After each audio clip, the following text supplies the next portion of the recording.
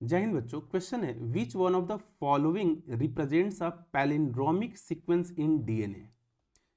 सबसे पहले हमें समझना पड़ेगा कि डीएनए के अंदर एक पैलिंड्रोमिक सीक्वेंस आखिर होता क्या है। तो पैलिंड्रोमिक सीक्वेंस कहने का मतलब क्या, डीएनए का एक ऐसा सीक्वेंस जिसको अगर 5 to 3 प्राइम इस डायरेक्शन में पढ़ा जाए तो वही न्यूक्लियोटाइड सीक्वेंस हो, और अगर 5 to 3 प्राइम इस डायरेक्शन में पढ़ा जाए तो भी वही सीक्वेंस हो।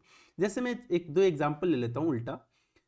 नमन, नमन को आप इस डायरेक्शन में पढ़ो तो भी नमन है, और इस डायरेक्शन में पढ़ो तो भी नमन है। जहाज, जहाज को आप किधर से भी पढ़ो, इधर से पढ़ो तो भी जहाज है, इधर से पढ़ो तो भी जहाज है। ऐसे सीक्वेंस को हम लोग क्या बोलते हैं, पैलिंड्रोमिक सीक्वेंस। एक्चुअली डीएनए के अंदर डीएनए को कट करने के लिए कई सारे अलग अलग रिस्ट्रिक्शन एंडोन्यूक्लियस एंजाइम होते हैं। अब इनमें से एक रिस्ट्रिक्शन एंडोन्यूक्लियस एंजाइम जिसका नाम है EcoR1, रिस्ट्रिक्शन एंडोन्यूक्लियस एंजाइम जो डीएनए के एक स्पेसिफिक न्यूक्लियोटाइड सीक्वेंस पर कट करता है, एक स्पेसिफिक न्यूक्लियोटाइड सीक्वेंस पर कट करता है।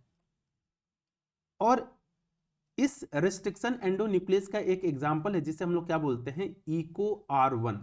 ये जो EcoR1 रिस्ट्रिक्शन एंडोन्यूक्लियस है, डीएनए के जिस स्पेसिफिक सीक्वेंस को कट करता है उसका जो पैलिंड्रोमिक सीक्वेंस होता है, ये पैलिंड्रोमिक सीक्वेंस हमेशा GAATTC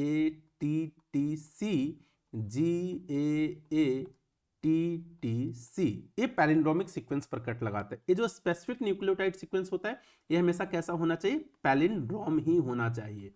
यानी ये जो EcoR1 है जो डीएनए को जब कट करता है तो इसी पैलिंड्रोमिक सीक्वेंस के बीच में कट लगाता है। और कट कहां लगाता है, तो ग्वानिन और एडेनिन, और यहां पर भी ग्वानिन और एडेनिन के बीच में जो फॉस्फोएस्टर बॉन्ड है इसके बीच में कट लगाता है। यानी डीएनए के अंदर जो पैलिंड्रोमिक सीक्वेंस प्रेजेंट है वो एक्चुअल में कौन है, तो ये फर्स्ट ऑप्शन प्रेजेंट है, बाकी सब गलत है। ठीक है, बेस्ट ऑफ लक।